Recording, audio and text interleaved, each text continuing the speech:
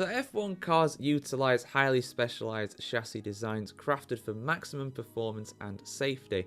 These advanced structures form the core of each F1 car, integrating cutting-edge materials and engineering techniques. The primary chassis type used in modern F1 cars is a carbon fiber monocoque, which provides exceptional strength to weight ratio and rigidity.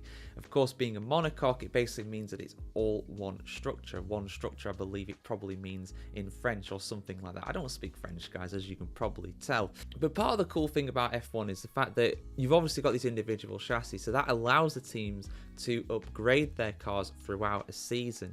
Whereas in Formula 2 and Formula 3, it doesn't change throughout the season. It's not developed. It's just supplied by, I can't remember who supplies it now. It might be Delara or someone like that. I can't remember off the top of my head. But in F1, obviously, all the teams make their own cars. So that allows for incredible ingenuity and development throughout a season. So you'll see the performance of cars change quite a bit. I've already done an in-depth video going on about how teams actually create their own cars and actually develop them through a season. So check that out if you've not already, but this just focuses on the chassis themselves. And of course, the chassis constantly evolve to meet changing regulations and performance demands as well. Teams invest significant resources into chassis development, seeking advantages in aerodynamics, weight distribution, and other driver protections. The chassis serves as the foundation for attaching crucial components like the engine, suspension, and the bodywork. Safety remains a top priority in F1 chassis designs because strict regulations govern the chassis construction to protect the drivers during high-speed impacts. Think about what the Halo does in Formula 1 as well, of course. Features such as the energy-absorbing structures and reinforced cockpit areas are integrated into every F1 chassis, showcasing the sport's commitment to driver welfare alongside performance as well. Think about how Romain Grosjean had his crash in Bahrain in 2020, and the fact that after that they made changes to the regulations to actually help prevent a fuel tank rupturing incident like that again. And thankfully since then we've not seen anything like that. Now, of course, with Formula 1 being around for the last 74 years, the chassis has changed a lot during this time. And early F1 cars used something called a space frame chassis. This consisted of welded steel tubes, which again, that just shows you how much things have changed in the last 70 odd years. This design offered strength and rigidity while keeping the weight low.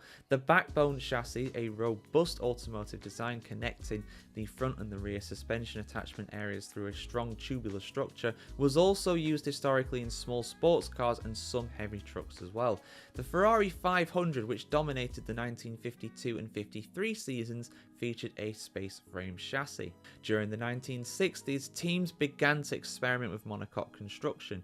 Colin Chapman's Lotus 25 introduced this in 1962 and pioneered the technology in F1. The monocoque chassis used a single piece of material to form the main structure, improving rigidity and reducing weight. Monocoque designs quickly became the standard in F1. They allowed for better integration of aerodynamic elements and enhanced driver safety.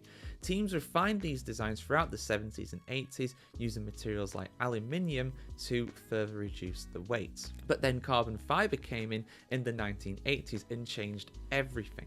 McLaren's MP41, which debuted in 1981, was the first car to use a carbon fiber monocoque and probably saved the life of John Watson during the 1981 Italian Grand Prix when he had a very severe accident. Had that been in a aluminium car, like was still the case for many cars at that time, then he might not have lived to tell the tale. Because carbon fiber are produced using various precursor feedstocks such as rayon, pitch, and polycrylonate.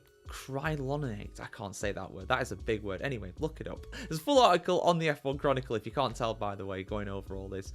And their properties are enhanced through heat treatment, making them essential for modern Formula 1 car construction. Carbon fiber offered several advantages over the cars that came before, being higher to strength to weight ratio than metal, energy absorbent during crashes, and being able to complete complex shapes for aerodynamics as well. And by the mid-80s, most teams had adopted carbon fiber chassis because this material allowed designers to create stiffer, lighter, and safer cars, and it also enabled the integration of aerodynamic elements directly into the chassis structure. Carbon fiber tech continues to evolve in F1 to this day, and teams now use advanced manufacturing techniques to optimize chassis design for performance and safety. Modern F1 cars are highly sophisticated structures tailored to meet the sport's demanding requirements. But yeah, like I said, full article over on the F1Chronicle.com that goes into far more detail I can during this video, going into how good carbon fiber is, how it actually changes the the characteristics of Formula 1 cars, and going over things such as composite and honeycomb structures as well in the car. So yeah, go check that out if you've not already. The link will be in the description. If you're on YouTube, if you're on Microsoft, just go and search up the website. You can find it by just clicking the F1 logo, F1 Chronicle logo I should say, below this video. But yeah, we'll see you soon, guys, for some more F1 Explained videos here on the F1Chronicle.com. Hope you had a lovely Christmas, have a great new year, and we'll see you very soon. Have a good one.